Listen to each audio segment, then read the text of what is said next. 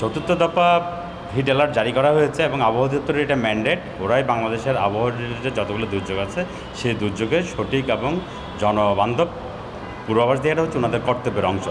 তো ওনারা সেটা দিয়েছেন। তো আমরা দেখতে পাচ্ছি এটা অবশ্যই অস্বাভাবিক, কারণ ঐতিহাসিকভাবে যদি দেখি আমাদের যে আবহাওয়া অধিদপ্তরের যখন থেকে আমরা ডাটাবেস তথ্যপত্রগুলো সংগ্রহ করছি, আর্কাইভ করছি, সেখানে কিন্তু এরকম মাসব্যাপী একেবারে কোনো রকম বিরতি ছাড়া এরকম তাপপ্রবাহ আগে কখনো হয়নি। আমরা সর্বোচ্চ তাপপ্রবাহ অতীতে দেখেছি, সেটা সর্বোচ্চ হয়তো 20 দিন ছিল, কিন্তু বিক্ষিপ্তভাবে। কিন্তু এখন যেটা দেখতে পাচ্ছি টানা 1 মাস, সেই এপ্রিল মাসের শুরু থেকে হয়েছে এবং এপ্রিল মাস শেষ হয়ে গেছে, আজকে মে মাসের 1 তারিখ, এখনও পর্যন্ত তাপপ্রবাহ বিরাজমান। এটা অবশ্যই অস্বাভাবিক। এটা বিভিন্ন ক্লাইমেটিক বা আবহাওয়াজনিত অনেকগুলো ঘটনার প্রেক্ষাপট থেকে এটা হচ্ছে, কিন্তু এটার স্বাস্থ্যগত অনেকগুলো ঝুঁকি আছে, কিন্তু এটা কখনোই স্বাভাবিক প্রক্রিয়া আমরা বলতে পারি না। এবং এই অংশটা যে শুধু বাংলাদেশে হচ্ছে তা না, আমরা যদি বৈশ্বিক প্রেক্ষাপট দেখি, গতকাল সাসকপ নামের একটা মিটিং হয়েছে, সেখানে আমরা দেখতে পেয়েছি ওরা আমাদের এই সময়টাকে আমরা বলি pre monsoon, March April May 3 মাস, আর হচ্ছে জুন জুলাই আগস্ট সেপ্টেম্বর 4 মাস হচ্ছে আমাদের মনসুন বা বর্ষাকাল।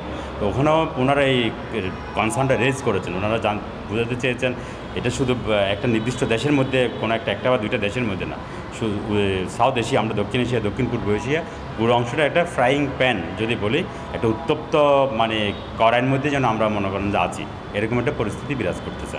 এবং সর্বত্র তাপমাত্রা, আমরা বাংলাদেশের যে জন্য যে তাপমাত্রাটা আমরা নির্ধারণ করেছি 36 ডিগ্রি সেলসিয়াস হলে তাপপ্রবাহ হয়, এটা হয়তো বিভিন্ন অঞ্চলের জন্য বিভিন্ন রকম। কিন্তু আমরা যদি নেপালে দেখি সেখানে 40-42 ডিগ্রি তাপমাত্রা, আমরা যদি ভারতের অনেকগুলো জায়গায় দেখি, গতকাল মিদনাপুর যে জায়গাটা ছিল সেখানে দেখা গেছে 47 ডিগ্রির উপরে তাপমাত্রা ছিল দুপুরের দিকে। আমরা কলকাতার গতকাল কিছু রেকর্ড হাই 43-44 ডিগ্রি টেম্পারেচার আমরা দেখেছি। একই রকম আমরা তাপমাত্রা দেখতে পাচ্ছি মিয়ানমারে একটা হিস্টোরিক্যাল রেকর্ড হয়েছে, তাদের যে আর্কাইভ ছিল গত 48 বছর বা তারও বেশি সময়ে, সেখানের মধ্যে 48 ডিগ্রি টেম্পারেচার উঠছে ম্যাকাও নামের যে প্রভিন্স, সেখানের একটা শহরে। একই রকম অবস্থা আমরা দেখতে পাই সিঙ্গাপুর, যদিও সাস্টেনেবল অনেক জনবান্ধব একটা শহর, কিন্তু সেখানে কিন্তু তাপপ্রবাহ বিরাজ করছে 34 ডিগ্রি বা কাছাকাছি একটা। মালদ্বীপও তাপপ্রবাহ অবস্থা, এবং থাইল্যান্ডও। তার মানে পুরো দক্ষিণ এশিয়া এবং দক্ষিণ পূর্ব এশিয়া পুরো অংশটাই কিন্তু একটা তাপপ্রবাহ অবস্থা। এটা খুবই অস্বাভাবিক। গত 2-3টা বছর তুলনামূলকভাবে অনেক বেশি তাপপ্রবাহের একটা পরিস্থিতি আমাদের যে গ্রীষ্মমণ্ডলীয় সময়, সেই সময় যাচ্ছে। খুবই এটা অ্যালার্মিং। এটা যদি আমরা বলি কৃষিক্ষেত্র, জনস্বাস্থ্য, সব দিক দিয়ে জন্য, লাইভ স্টক, সব কিছুর জন্য এটা একটা হুমকি স্বরূপ। এই ধরনের ঘটনার জন্য আসলে যদি আমরা বলি স্বল্পমেয়াদী একটা ব্যবস্থা নেওয়াটা হচ্ছে সবচেয়ে কার্যকরী ব্যবস্থা। এখন আমরা যদি বলি স্বল্পমেয়াদী কী ব্যবস্থা নেওয়া উচিত, স্বল্পমেয়াদী ব্যবস্থার মধ্যে হচ্ছে কি, তার আগে একটা বিষয় আমি একটু এখানে বলি। আগেও এরকম তাপপ্রবাহ ছিল, অন্যভাবে ছিল, কম সময়ে ছিল, কিন্তু সেখানেও কিছু কিছু মৃত্যুর ঘটনা, এই তাপপ্রবাহের কিছু স্বাস্থ্য ঝুঁকি আছে। সেই স্বাস্থ্য ঝুঁকিগত ঘটনাগুলো হয়েছে, যেমন হিট স্ট্রোকে মানুষ মারা যাওয়া, তারপর হচ্ছে হঠাৎ করে পেইন হয়ে যাওয়া বা অন্য কোনোভাবে মানুষ অসুস্থ হয়েছে, গবাদি পশু অসুস্থ হয়েছে, কৃষিক্ষেত্রে বিভিন্ন রকম ক্ষতিগ্রস্ত হয়েছে।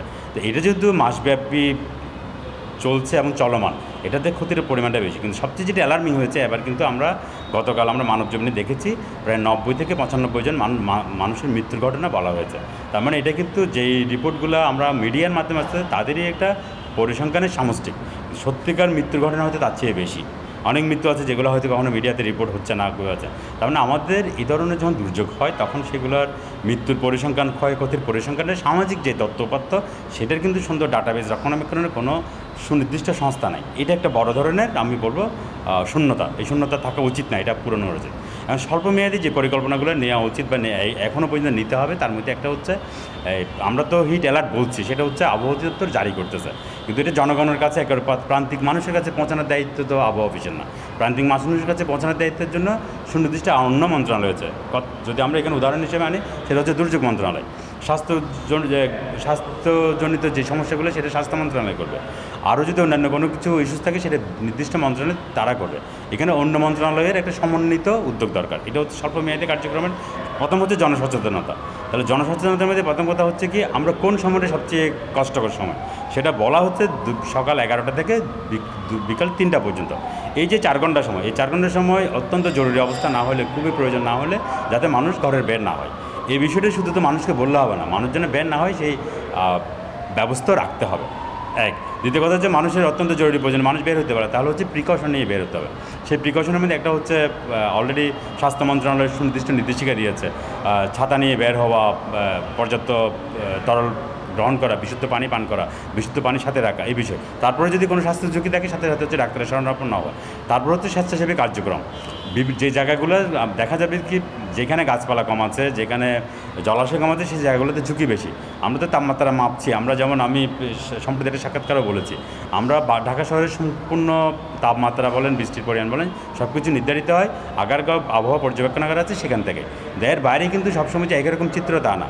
আগারগাঁও যে তাপমাত্রা যদি 38 ডিগ্রি বা 39 ডিগ্রি তাপমাত্রা পাচ্ছে, এটার অর্থ কিন্তু ঢাকা শহরের তাপমাত্রা সব জায়গায় 38 বা 39 ডিগ্রি সেলসিয়াস না। এমনও দেখা গেছে কিছু বেসরকারি গবেষণা সংস্থা তারা দেখেছে উত্তরাতে 44 ডিগ্রি তাপমাত্রা বিদ্যমান, মোহাম্মদপুরের তাপমাত্রা 42 ডিগ্রি, এবং সাম্প্রতিক একটা প্রতিবেদনও দেখেছে ঢাকা শহরে সবচেয়ে ঝুঁকিপূর্ণ জায়গা হচ্ছে আদাবর বা আদাবরের আশেপাশে যে জায়গাগুলো সেগুলো। তাহলে ওখানে মানুষজনের ঝুঁকি বেশি, ওখানে শিশুদের ঝুঁকি বেশি, শ্রমজীবী মানুষের ঝুঁকি বেশি, ট্রাফিক পুলিশের ঝুঁকি বেশি।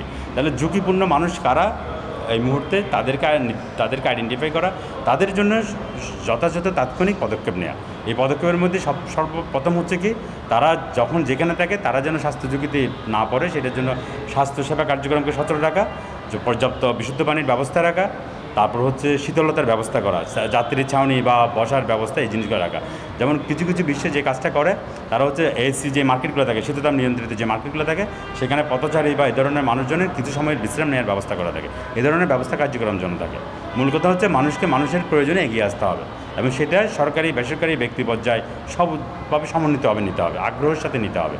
মানুষের মৃত্যু ঝুঁকি এবং মানুষের পাশাপাশি অন্যান্য যারা প্রাণী আছে তাদেরও ঝুঁকি বিবেচনা রেখে কার্যক্রম হাতে নিতে হবে।